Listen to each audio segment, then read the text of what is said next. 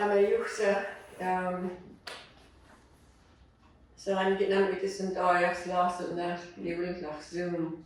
So a brief introduction of the purpose of why we are here, our panelists and those on Zoom. Our Xim team has come up with this idea to do questions and answers. Jimmy is our chairperson. He'll ask the questions, and our panelists, our 4 panelists sitting here, will have the opportunity to answer questions on our Gitsan Ayok, our feast protocols, and the our Gitsan culture. These Zoom sessions will also be recorded. The audio, video, thank you Ravyn for recording for us. And our Savalgaf team will document everything here. And we also have the audio, the Zoom recorder for audio. The main purpose is to pass on the Gitsan knowledge of what I just mentioned, which is our Gwelx. And this is open to our youth and those who are eager to learn, our Gitsan people. And I just wanted to say that some questions will be repetitive, but that is for a great reason. We want everybody to know and keep it in our minds and in our hearts. All our Gitsan Ayok. I know we won't be able to get all of it, but this is a start. Jimmy Morgan is our chairperson who will ask our panelists the questions. And Morgan is our MC for the Zoom. She will keep track of those that might have questions online through Zoom. And does that cover it? I believe so. Okay. Alrighty. Listen.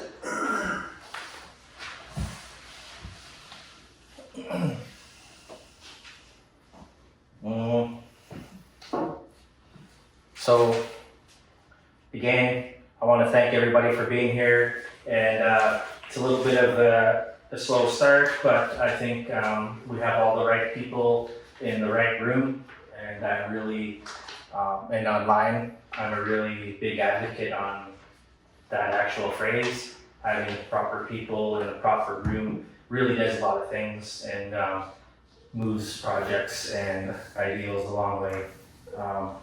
So with that being said, I'm going to be asking a question to somebody randomly, and we'll get their answers, and I'll be asking others if there's anything they would like to add to that question or to that answer. And I believe we have till 9 o'clock. So yeah, let's get right into it, I believe. And I think I'll direct the first question to Jackie. What are some of the early teachings you can remember before you are brought to a feast hall? And just let us know what you have on your mind about that question, and we'll see if anyone else wants to add to it. So again, what are some of the early teachings you can remember before you are brought to a feast hall? Before.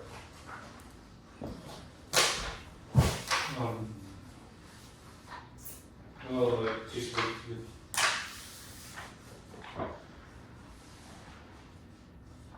some of the earliest teachings that I could remember is just that actually, can you get someone else to start off with questions? Not a problem.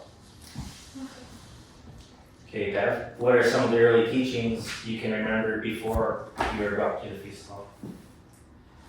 I remember when I was a young girl, my mom and my grandma would bring me around, and we were never allowed to get up and move during a feast. The only time we were able to do that is when we were going to the bathroom.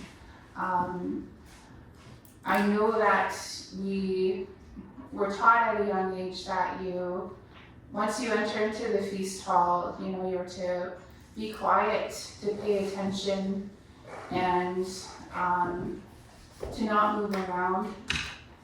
When you're a guest in the feast hall, you're not to say no to anything that may be served to you.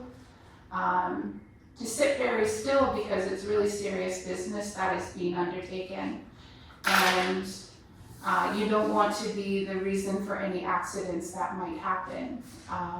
So that's very important, and everybody who is in attendance and those that are serving, really do take that very seriously. And not only to be quiet, but to observe everything that's taking place. Because as a Gitsan person, there's going to come a time when that responsibility is going to be lie on your shoulders.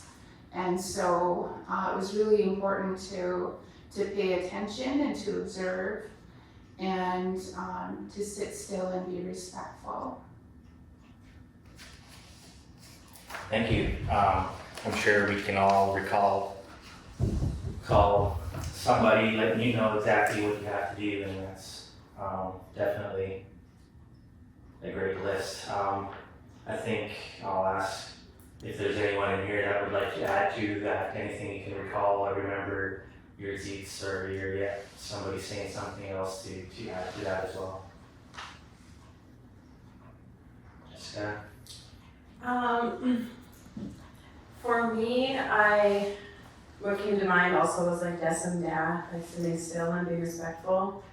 And I don't remember like participating in the feast hall as a child, but I do like recall knowing my Pedek, like I was Ganeta, knowing who is in my Ganeta clan, my family.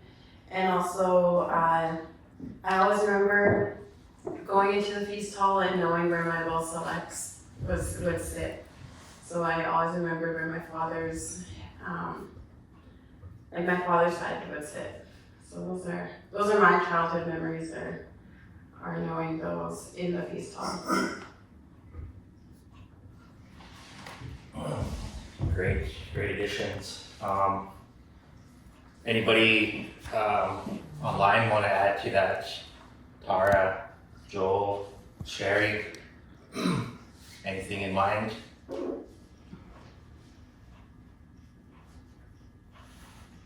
If you don't mind, Jimmy, I'd like to add to that.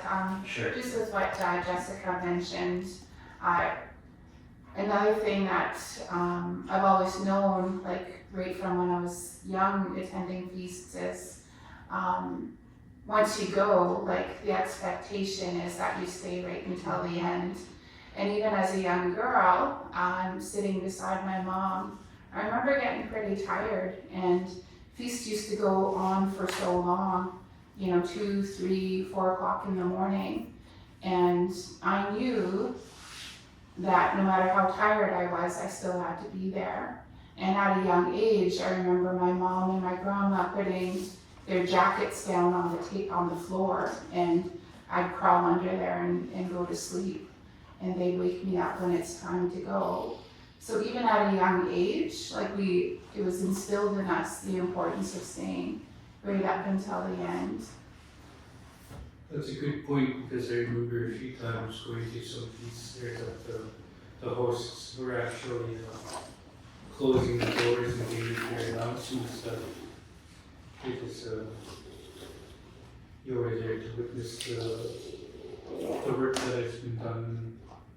In more recent years, it's come forward that you were here to witness the work that's been done and what the host has to say, what's been put in front of you, you take that stuff home, you're acknowledging that they are in their right, how do I put this, that you're acknowledging that where they stand and what they're putting forward and the doubt and the territories and what have you. I think I put that, I don't know how I was supposed to put that, but you're there to witness the business and you're acknowledging that they are right. How do you, that's all I have to say about that part. Yeah, that sounds clear. If you're taking your gifts, then you're also acknowledging that what you witnessed is right, and you agree with it, basically. What's been put in front of you, like your living will, your group, and your name, and everything like that. Okay. Is there any additions from the online crowd? I would like to add the early teachings that I got before being brought to the feast hall. I was greeted by the late Boslop, Abel Campbell, and my mother, matriarch Marsden. It was instilled in me as a child, everything that was already said before me. But the other teachings that I received from my grandfather is learning the land.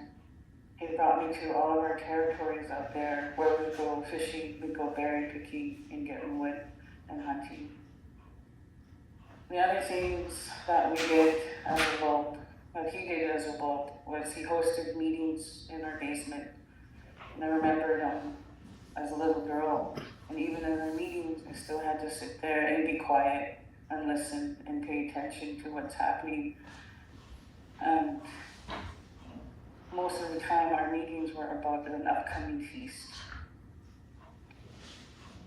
And we had to pay attention about who we were selecting for our feast, our workers, the father clan, stuff like that. And the other thing that I needed to keep in mind was my childhood name. I got my name, don't even know how old I was when I got my childhood name. And that's one thing I had to keep in mind when I entered the feast hall, because they ask you, not when. That's all I gotta add to that. Thank you.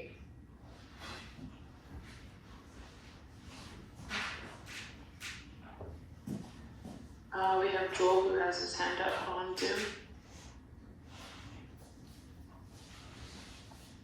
Yeah, thanks. One of the things I remember I was like, I don't know, 8 or 10 years old, and Sherri was talking about who she learned from. It was Abel Campbell, and I remember he passed away, and I was going for a walk to go mushroom picking with my friends or something like that, and my parents found me. And they said, are you going to the feast? I said, no, we're mushroom picking with my friends. And they said, it's the biggest chief in Gitmea that passed away. You need to participate. And they made me go. And that's kind of, and then you have to conduct yourself like what Bev said. She really nailed it there. And I think learning that you don't always sit right by your mom because there's a seating order. Sometimes you'll be seated separate. Like we have a head table, and just because your mom's there doesn't mean that the kids can sit there all the time. And same thing, don't walk in front of the chiefs when they're speaking. Don't leave after you've received your gweek. Those are the things that I remembered as a kid.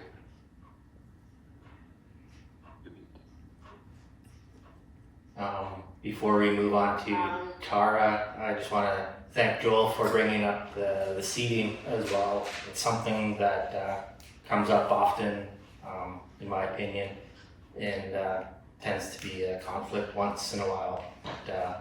But glad to hear that. Maybe Tara's got your hand up. Yeah, I think everybody said a lot already that I was taught as well for seating. So maybe I'll cover a couple things I learned for serving. So kind of learn who's directing the servers and how to start at the head table usually, and start usually in the middle with the head chiefs there, and to just be really careful, obviously serving the soup and not spilling, and making sure that people aren't missed. And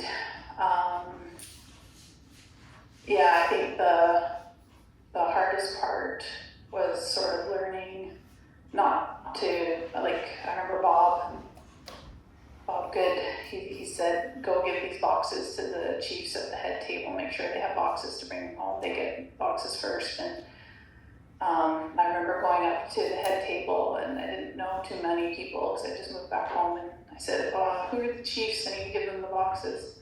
And Gwelx says, we're all chiefs. So then I was like, lost.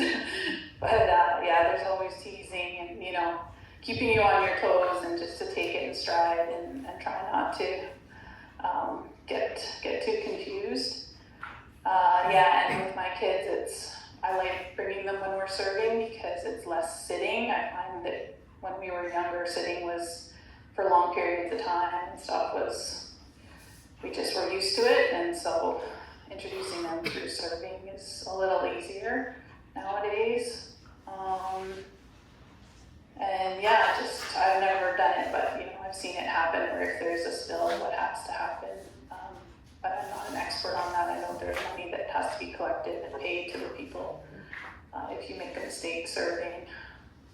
And when the gifts are given out for all the workers and everything, that those are separate, and they're announced and usually gathered in advance in the hallway or something like that. That's about all I can think of right now. We have a couple comments in the chat as well.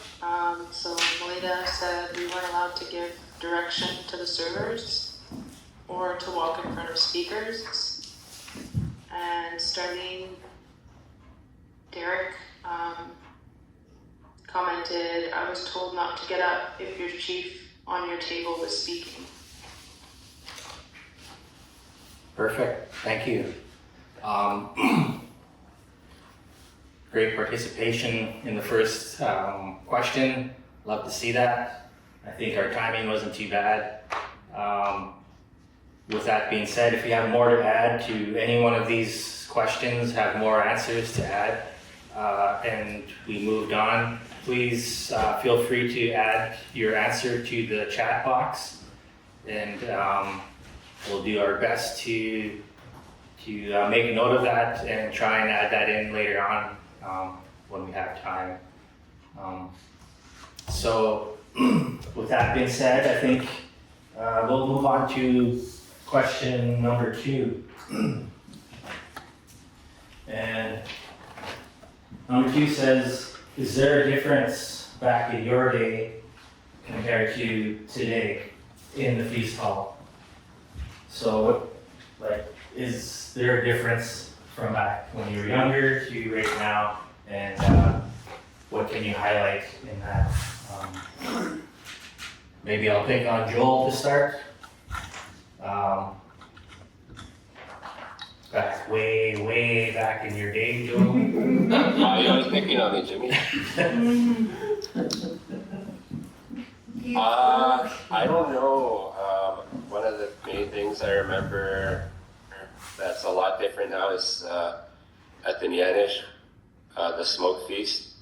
There was always a lot of cigarettes, and it was mainly cigarettes that were put into the pot.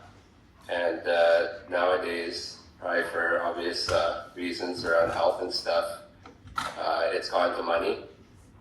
And then one cool thing that I learned is, I think it was, sometimes they would do the migaf or the eagle down at the Halida pitch at the invitation, and when chiefs would repay that back at the feast. They would do that dance in the feast, and I guess they would have the eagle down feathers, and I guess they would go all over the place, and it looked really beautiful. But somebody told me that they stopped doing that and they changed it for money as like returning of power, instead of having the eagle down, because it was really hard to clean up, and said people are like kind of choking on the feathers floating around the air for a long time. And so that's just one thing that I've learned that was different from my generation to this fellow is probably just a generation older than me. One of the differences that he saw from when he was young to now. Thank you. I think the first thing that came to mind when I saw this question was the cigarettes as well. It was pretty smoky in those halls when I was younger. Maybe when I'm older it will be weed. Who knows? Hey, that's progressive. Maybe we'll stick with online. If anyone online has something to add before we move back into the room here. Tara, maybe.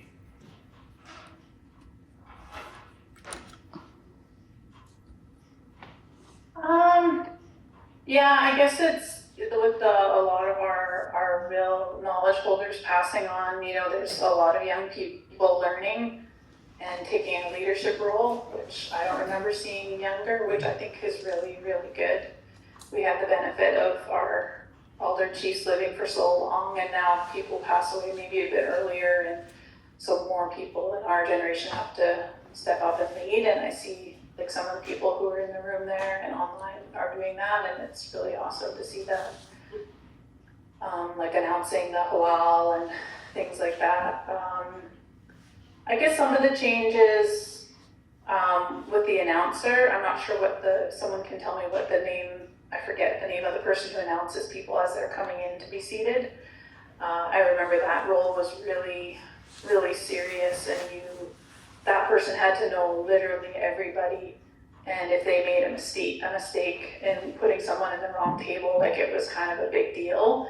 Whereas now I find there's like extra tables if one will has a lot of people, or there's people who are seated as visitors, but they're just actually from a neighboring nation and they have a clan they could sit with.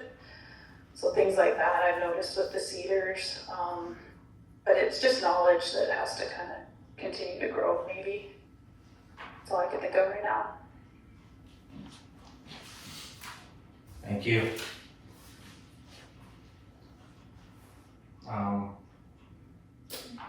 Jimmy, can I just add on a comment on tying in with Tara, what Tara just mentioned?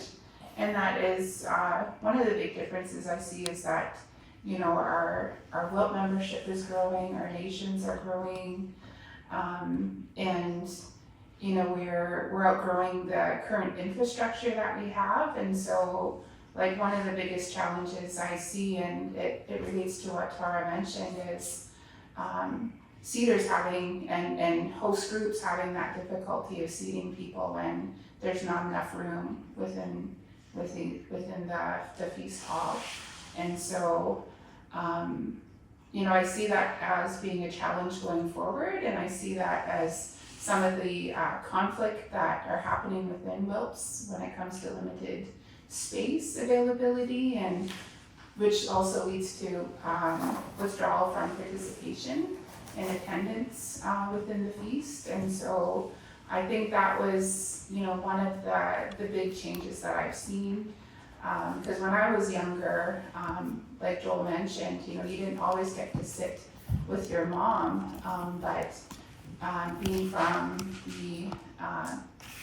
coming from a WILP that originates in Eastern Gitxsan territory, and where we seat within the feast hall, you know, there was that space allowance, because not very many people would travel out, which is changing quite a bit, but you know, I really do feel for those WILPs that have grown quite rapidly and are faced with that challenge, and lack of infrastructure to accommodate that is one of the biggest differences. such a great point. I've thought about that often, and especially when I do go to a feast and it's really packed, and you realize that, not everybody's here, and what would happen if every single frog showed up, or every single eagle. We might need twice as many tables that we have right now to accommodate something huge. So great point, and thanks for bringing that up. I think that's going to be something we struggle with in the future, especially when we're trying to bring in all our youth and make sure our youth understand everything. So accommodating the numbers, that's a huge thing we got to look at moving forward. Would anyone else like to add to this question of the difference that you see back in the day towards now? Looks like Brenton's got something to say for this one. Yeah, so the difference that I see compared to the days of the old, the yoke was more strict and it was direct. There was no beating around the bush or anything like that. There was more participation from the higher chiefs and their wings. And then just in the last, I want to say maybe 15, 20 years, a lot of the names have gone dormant, and it's not, you see that straight across the board from all the wolves that participate in the feast hall. And when there's a name that's dormant, people move in on the table and move themselves up. And going in line with the seating, that Tara, was it Tara that mentioned the seating? That it's, that is one of the hardest jobs, along with handing out the week, is seating, because like you mentioned, that you have to know all of the wilts, who each of the chiefs are and their rank, along from the head chief to the wing chief to matriarchs and so on. And that's like when you get a wing chief or a head chief that hasn't been around for a certain amount of years and they come in and you don't know where they sit or where they stand. I myself, I haven't run into that situation, but it's something that I can see happening to somebody that is learning how to seat for the first time. I've been seating in our World Delegate in Gwelx since 2007, along with hanging out the week. Another thing is the desserts table. We're getting a lot more participation from the desserts table in the last little bit. Like the last feast that Jess and her family had hosted in Gwelx was, we filled up 2.5 tables of desserts. And that was a lot, and it's a good thing that, it was the Panetta that was serving, because otherwise if it was another wilt, the table that was used as overflow was the Kisgukwa Panetta's table, along with another table in the middle, which was, I think it was the Gabu and Lachstik's overflow that was being used as an overflow. So we're lucky there too that that they didn't have much of their group members there. And that's all I have to contribute. Thank you. Every answer seems really, really important.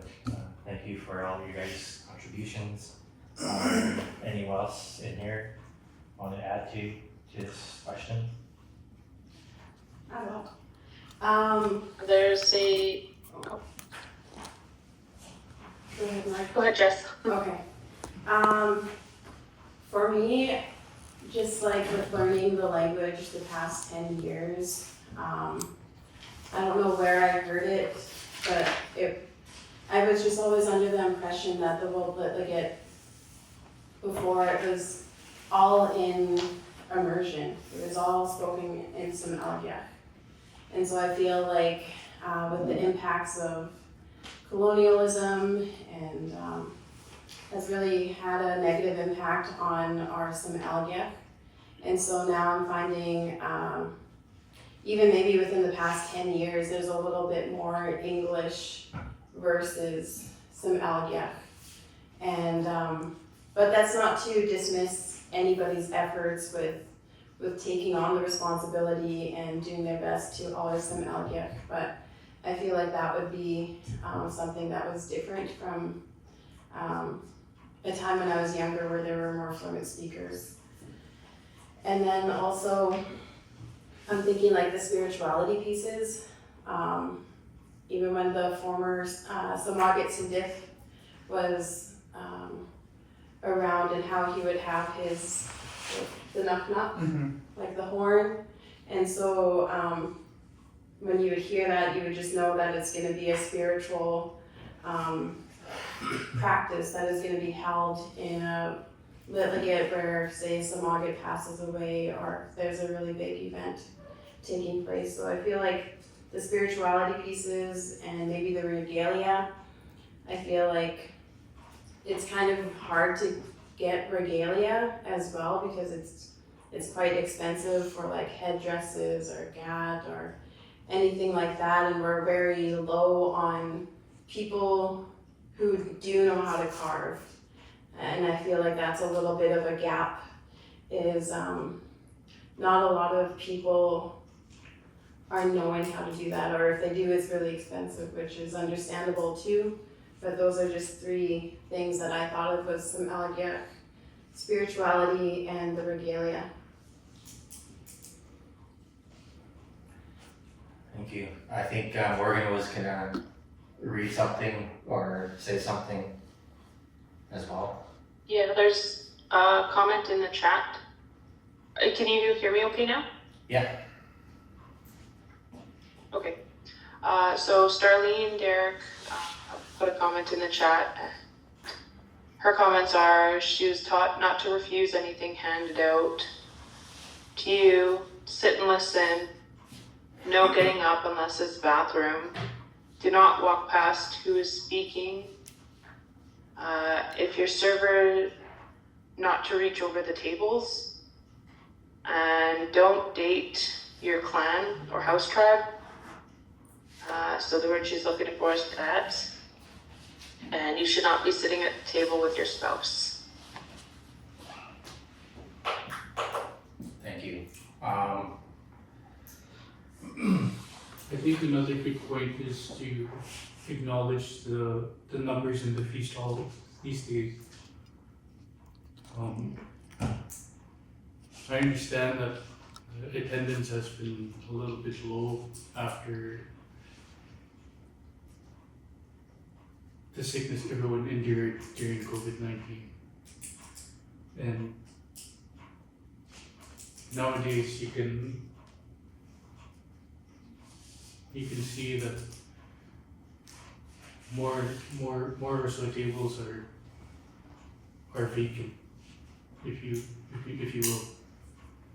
And to think about it is that I understand that people have lives to lead and jobs to do. And it just seems more so that within these past few months, you see very low numbers of attendance from Simgigit, see them from all over. And I'm not saying that I've been in this situation where I've always been going, but I've made the effort to put a helping, to put a foot in the door and give some assistance to individuals that are needed, and sit there and witness the business. And what I'm trying to get at is just the attendance, really. And common people that haven't, you sit there and think about it, is that people will acknowledge you and they see that you are doing the work, and then you get the help back, if you know what I mean. And you'll always have that assistance, even with individuals who are at the door serving us who are guests to witness what they're doing. And I don't know what I'm trying to say is, for the common people, there's low numbers, and it just seems, over these past couple feasts, you see that you got to make yourself known and make sure that people know where you are from. Because even in our own feast within Gizukwa, I haven't really seen all the Ginenda tables, the head, and the ones that were recent. I haven't seen, first time in a long time that I've seen the head table of the Ginendas full for once at a recent feast. And they make some good points of seating arrangements, because I know sometimes people look at us and they could hear commotions here and there about seating arrangements, and Joel's right when he says that you're not always going to be seated next to your mom. Our family alone take up a good portion of the Hanitop. And it's a decent idea. It's like there are some conversations that aren't being talked about. Star makes a good point, don't take your clan house drives. I remember when I was a little kid out in Kizikula there, I didn't know what those cats was. I didn't know anything about cats. I told my mom I was pointing at a girl at the head tables. I'm like, she's a pretty woman. And she's like, don't be doing that. And I didn't know anything about it, but those are the tough conversations that should be had. Because doing so just goes our own ayok.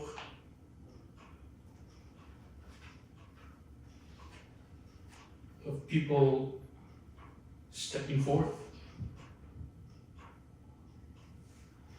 Tough conversations need to be had, and I apologize. No, don't apologize at all. Like you said, a lot of these things are tough to talk about, but they need to be brought up. They always were before, and they still are, but just not quite enough, I believe. So yeah, I commend you and thank you. Maybe that's a good segue to moving on to question number 3. Before you move on, Jimmy, Sure. there's a couple comments in the chat. Okay. So Sherri, I think, was going off of what Jackie was saying about the seating. She said, yes, that is what I was going to say. Not many people sit at our tables nowadays, and some members sit at our head table without names. Or people make up names and think they're high in rank and try to sit in a chief's seat. And going off of what Jess was saying about the regalia, Melita has commented, I think the importance of knowing what type of regalia is being worn with headdresses and who is allowed to wear certain things. I feel that has changed over time. Not sure if I'm wrong, but I thought smoke feasts were usually only hosted for those with very big names. She said, please correct me if I'm wrong. And Tara commented, yes, Sherri, listening to the comments on the Chiefs not attending. Important for their chairs to be held, because then people see if the chief is not there on a regular basis. And that's up for the comments. Thank you very much for those additions. I think very big differences that we can tell from back in the day to right now. If you have any additions, like I said, just add them to the chat. and we will look at them as soon as we can. Moving on to question number 3. And I think I'm gonna pick on Brenton for this one, just to start off. Being one of the regulars, kind of hosting a feast and being in charge of not only eating stuff right for yourself, but kind of, I see you're ensuring that others are doing the right steps as well here and there. So I think that's why I'm going to be asking you to start this one off. The question is, the moment that you step into the feast hall to the closing and prayer, what are the feast protocols that you are aware of? And it could be just very broad if you want, like the protocols and steps of the feast hall in general. Well, if start to finish, depending if it's a baby or a high chief that had passed, there would be enough knock that would go out, or not enough knock, slide and hits that would go out with messengers going to each of the communities on the west and inviting them to, I forget what the word is. Something burning of the blanket, but that's just to pass them on in a good way with the employee. And or even if it's a new chief that is entering the feast hall for the first time and they're a big chief themselves, they would be kept at the door before waiting until everything starts. They would then be walked in with by their father clan and somebody standing at their seat so they know where they're seated and everybody sees that.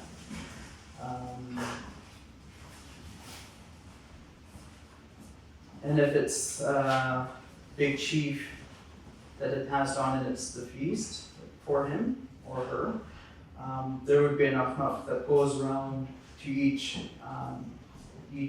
table, starting with your Dill and so on to the furthest community. And then there would be a welcome song. That would only be done at the stone moving. You rarely see that being done for a settlement feast, because not only is your wealth that is mourning and grieving, it's their family that you need to be considerate of as well. And then you feed the guests soup, fried bread, crackers. You'd hand out the fruits and the bread. And then the Gwelx would be, that's already been assembled by the clan. They would be dispersed while the expenses are being done. Bills are getting paid. Gifts, along with the expenses, blanketing the new chief, and the name would be baptized and called back, and being recognized by other high chiefs in Wilfrid. And as Joel had mentioned, the Mishgash, that's the monies that you would receive to help when you go out and do the 11 hits, and that's when you'd those that were out as messengers would be standing in front, and there'd be a drum and a song being sung as they dance, and they're showing their gratitude and appreciation for those monetary gifts, and then they would repay the Mishgash with a little bit of interest on top of that.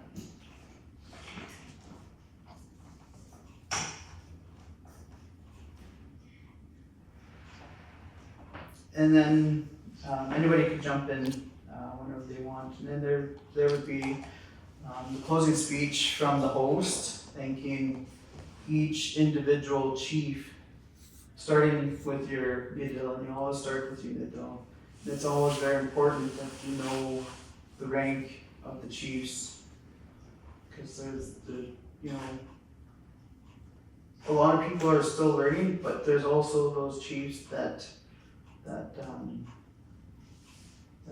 feel offended when there's names being mentioned before them. So it's always very important that you address the chiefs by rank. And then after the closing speech, there would be a Gwelx going around. Again, that's one of the toughest jobs to do is the Gwelx, because you need to know, like I mentioned earlier, the rank from the head chief to the matriarchs, or to the wings to the matriarchs, and so on, right to the baby.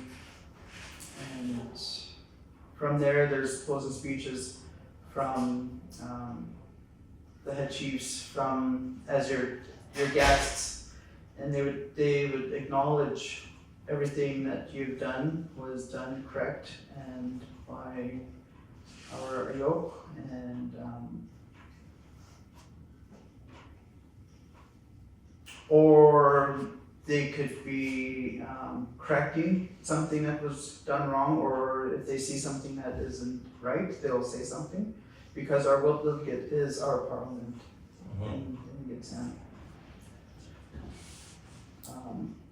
One of the other closing speeches is also acknowledging what we rarely see in the feast hall now is the host announcing his lahip and his anat. And that's, all of your territory.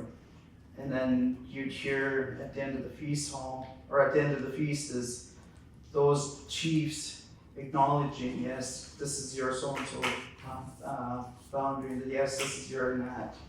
And that's something that you really hear anymore. Thank you, Greg. Before we hear another vocal answer, I think there's something written in the chat box.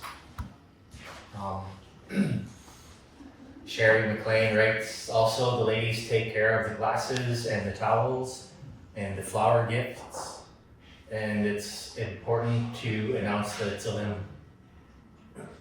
Yes. Thank you, Sherri. That was a really good rundown of the protocols of the feast. Is there anyone that would like to add to that before we move on? I think that is very well put by Brenton. And he made a good point about acknowledging or giving speeches within the boundaries and the Greeks and all that.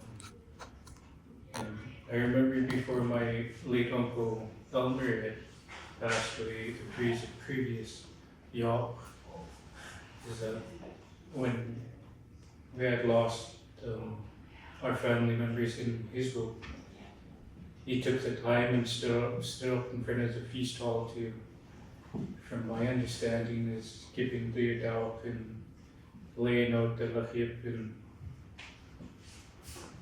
family history of his work. Mm-hmm. And I remember a couple of feasts that groups we get my father clan, where my cousin Morgan comes from. I remember her mom, Trista, singing their limikot before coming into the feast hall to put their dal in the bowl for their hawal. That's all I have to say. And that's a very good point that you had made. Thank you. Anybody in here want to add to that list? I will, but I don't know if Sherri, I seen she had her hand up. Sherri? Yeah, I want to talk about the smoke feast protocol. It's a little different from a regular feast. Like at the smoke feast, you get the welcoming from the hosting clan and the blessing of the food, serving of the food, announcing of the Zalem, the Hawal and Tahmiyans. And then there's the announcement of the father clan workers, which includes a feast, transportation, co-pilot, Amechogit, Kantamisic, the blade, night watchman, that whole list. And the announcement of the total that was put in the pot, announcement of the final arrangements, like the memorial, the chief's farewell, if applicable, the funeral, the feast, and if applicable, announcement of the successor. And then closing remarks from hosting clan and responses from chiefs.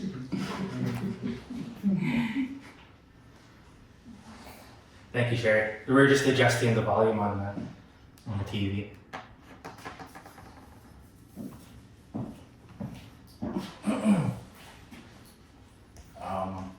Thank you, Jessica.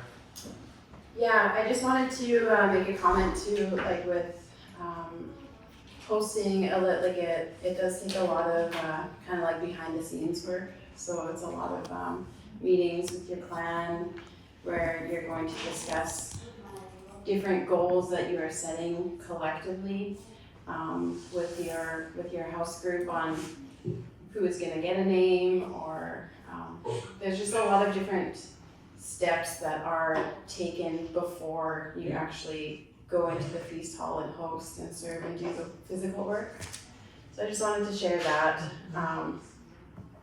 And yeah, like Brenton was saying, talking about our Lachiev and stuff. And so with my recent lit ligate that I had, I just kind of learned the process on bringing back a crest. And so I purchased a crest that is directly related to our Ganeta Adawak for Gitwangach Wolf's Halus. And I was really fortunate to have Samagit Biflangwach, Lance, chair the Adawak with me. And really fortunate to have Arjit Cyrene work at the school where I was able to translate the Adawak into Gigsan, and just following that proper protocol of introducing your regalia or something like an ayux or the crest into a feast hall, so that you're sharing your dach get of your will, like the strength of your will and the history that you have, that's also applied in the feast hall. And it just, you really do feel like that strength. Like when I was experiencing that and had my Volt members and just talked about it, yeah, there's just, I feel like every time you're in a position to lead and host, there's just more and more things that just kind of keep building. But like, it is a little bit overwhelming, but it's just like, it's just so enriching, I guess. There's always ways on how you can enrich or improve the way you conduct your business within the Wolf Ligate. Could be. Thank you. I think there's something to read, Marsden.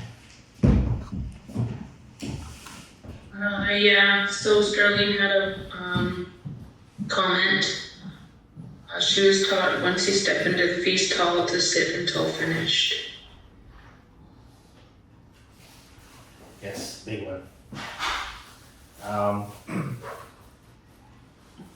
I think we touched on almost everything to do with the protocols of the feast and different types of feasts. I'm gonna ask one more question before we take a short little washroom break or grabbing a drink or something break. It will be pretty short, but yeah, it's almost an hour. We're doing pretty good. I feel like we're touching all these topics very well, and the questions moving forward might sound a little repetitive, but I think it'll allow us to maybe catch a few things that others have been thinking about as well. I don't think I'll pick on anyone in general for this one, but I do feel like this statement is being heard a lot less. But I do remember hearing this quite often when I was going to the feast, even a little younger. So question 4 is, when invited to a feast, why do some say no children allowed? So I'll see who wants to put their hand up first and maybe comment on that in a way. Only instance that I can think of, and I've seen it before, I just can't remember who the host was, but it was a very high-ranking chief that was also very well known and very respected, that that they knew that they would have a full house to pay respects and to witness the tasks and the work at hand. So to save space and seating for those that have names and that have big names, that they said that the no children allowed. Or another thing would be if the host, they have enough fruit and bread, they would sometimes say, the host would sometimes say 2 loaves for the adults and 1 for the child or something. Thank you. Any additions? I do remember hearing that at least once before. I was a high-ranking chief, and they were worried about seating room in general. Anyone online seem to remember hearing that and maybe have an opinion on why someone would say no children allowed?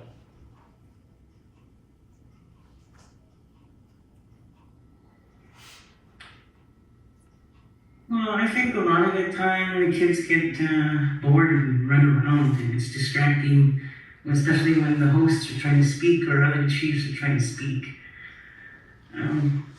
That's all I want to say.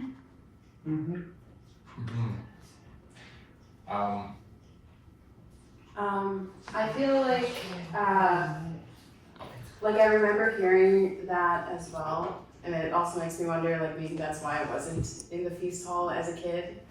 But I'm just thinking, like, there is, like we mentioned, the seriousness of the business being conducted, and I think, like, even to this day now, you have to really come across clear in the feast hall, because it's just a rapid shift of, like, a lot of us don't know things either, and so I find when there's the knock happening, you have to be strict on the mic and be like, hey, like, this is a really serious, sacred, spiritual ceremony happening, and it's really important for us to be, like, Gwelx, quiet, because it's so sacred, and it's like, with the knock, I really feel like it's a spiritual exchange that happens.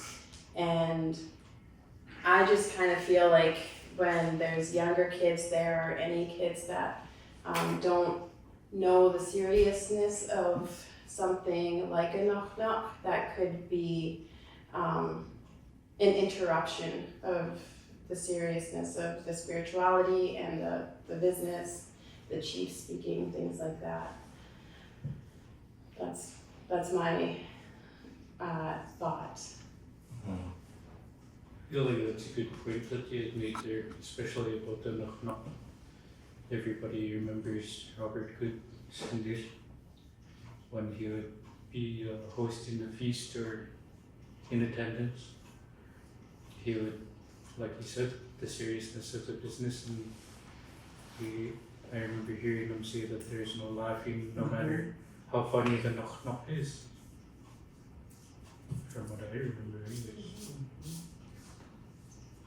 And that was indeed. Yeah. different levels of seriousness and how to appreciate and respect those levels is very important. That kind of touches onto what are the early teachings and stuff like that. If we were to make sure that those youth had those early teachings and not just taught but understood, then they would have that level of respect when they do show up. I think it all combines and comes back to the growing of our nation. The age groups are a lot different now. It used to be our elders were one of the biggest groups of ages, and now when you look at the structures of our villages and such, I think 20 to 40, 30 to 50, those around there is like the biggest age group now, which means there's a lot more kids as well. So I think it all comes around and touches on a little bit of needing more room for the capacity, figuring out how to have enough money going around to be able to attend, to be a part of something. Before I ramble even more. Sorry, Jimmy, just to add on to that, thank you, Jessica, for bringing that forward, and Jackie and Jimmy for adding on.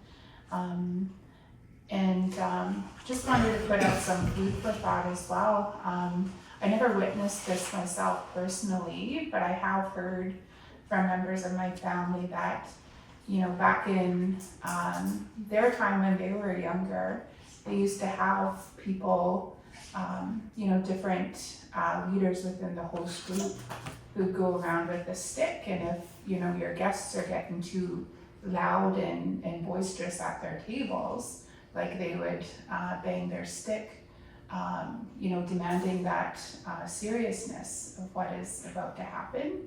And it was really having that control over the noise and the movement within the feast prior to, serious spiritual events taking place. And so, I don't see that very often. I know that, within WILPS, you are trying to teach and groom children and to have them sit still and pay attention. But I haven't seen anybody, and I don't know, like, someone please correct me if I'm wrong, but I have heard, that there used to be, somebody who would go around and be that person to monitor and control that noise level in some way. Sounds like there'll be some job openings coming up. Do you think about it? Is it just being invited as a guest or as a worker to contribute as well? Thinking about, if you're in a situation where you're trying to teach a child to how to conduct themselves within the feast hall, they may be, running around, or else they might spill someone on someone as well. And of course, the host will have to come together and pay the individual for their laundry or something. Some mishap can happen with that, And more so these days is that, when Tia's loop is serving, I have my daughter with us sitting on our table while she does her business, handing out the goods and all that stuff to him. It's just, I don't know. The thing is that more so these days you see our people wanting to get our children involved with the history and the teachings that are here right in front of us before they're gone. I don't know if that adds anything to it, but that could Go with what you're saying here. It's hard to get your kids involved and to have them sit there and watch and listen and pay attention to everything that's happening. Yeah. When we have these to keep their kids still and quiet, and that's, you see it with everybody. This is the babysitting. And do you think about it nowadays with how easy it is to access sources like, YouTube or whatever caters for the children in the community hall as well, with having access to the public internet. I understand where you're coming from. And I know for our table, you know, I could be grumpy as heck sitting there and, you know, trying to get my nieces and nephews to sit there and try to get them to understand what's going on. But yeah, I know what you I've seen your actions with the stick. Maybe you can bring that back. No. Before we move on, I'd like to hear, maybe Morgan can read from, I think Sherri has something there and then down. And I think Tara's hand is up. Okay, we'll hear from Tara after we read that out. Step up. Okay. So Sherri had a comment.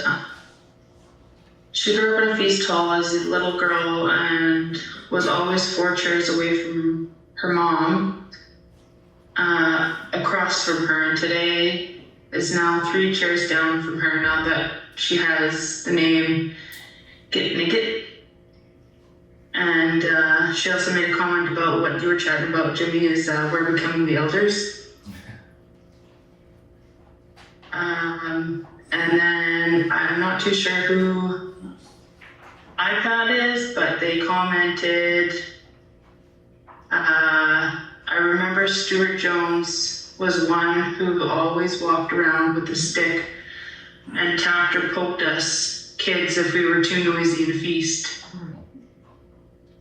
And then Sherri had another comment. Children do see at the feast hall could possibly be groomed.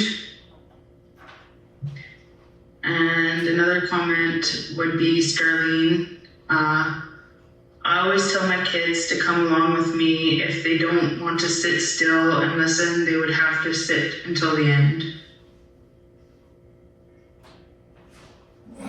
Thank you. That's it for the comments. Tara, I have your hand up. Yeah, it just kind of combined with the previous question about what's changed. I think, yeah, I definitely haven't seen that too much about no kids allowed, and I've been in feasts when I was a kid quite a bit, and our kids have never kind of been turned away, but I feel like there's strictness, but it was like kinder back then. Now if you make a mistake, it's so like harsh, like people really want to jump on people's mistakes, and as kids, you know, if they don't feel like welcomed, or if they feel like they're just making mistakes, then they're gonna lose interest. Like Brenton was saying, there's so much else in their lives right now. There's sports and friends and phones and games and all these things that distract them, and so yeah, I feel like the kindness is not there as much, and just in some Whelp, not all Whelp, some are very inclusive of their young people and really hold them up, which is awesome to see.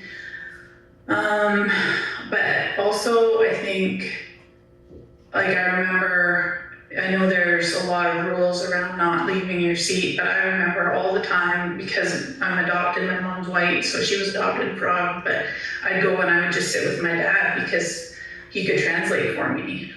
There was just no one on my table that was there all the time that I felt like comfortable asking, because I felt stupid, you know? And so I'd sit by my dad, or he'd sit by me when we were doing all the talking, and he would just translate everything for me. And there's no way I would have learned anything if I wasn't allowed to do that. So it's like strictness, yes, but if it's not encouraging learning, then it's kind of just strictness for the sake of being strict, is how I see it.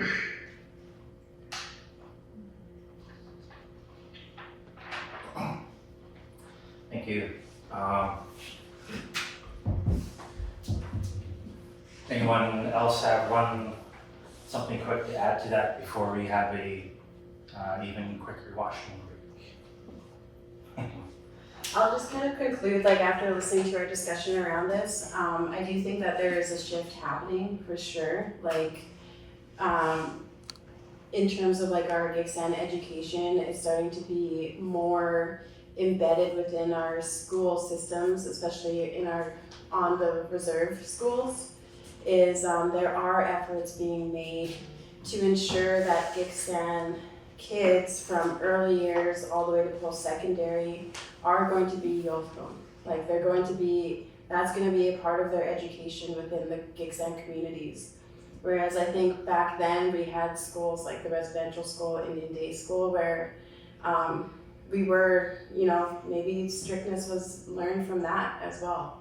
But also, I just think there's a shift happening where it might not always be like no children allowed, but you know, there's more educational opportunities that are starting to happen within school communities and also with language learners and participation of parents within the cultural events. Yeah, it's what I'm hearing to kind of bring everything together with that question is I think the level of respect and understanding within the youth nowadays might be a little bit higher than the level of back in the day, which means there probably will be more kids at the feast hall, and they do need that opportunity to sit and listen and hear. Yeah, so also what I'm hearing is that we need to be ready for when all the youth decide to show up and when they all start to understand and they're all starting to speak our language and stuff. Do we have the capacity and the hall's big enough to accommodate, really? So maybe that's why we're not hearing that very often anymore. No children allowed is because, you know, we need them there more. Sorry if I missed anybody, but I think we need a short little break. It's been about an hour and we covered 4 questions. We got about 2 hours to do 9 more questions, so we're not too bad. But I think we do deserve a short little break here. Maybe let's come back in 5 minutes. It's enough time to use the washroom and grab a drink. Welcome to mute and turn off your cameras if you want, but come back in 5 minutes, please.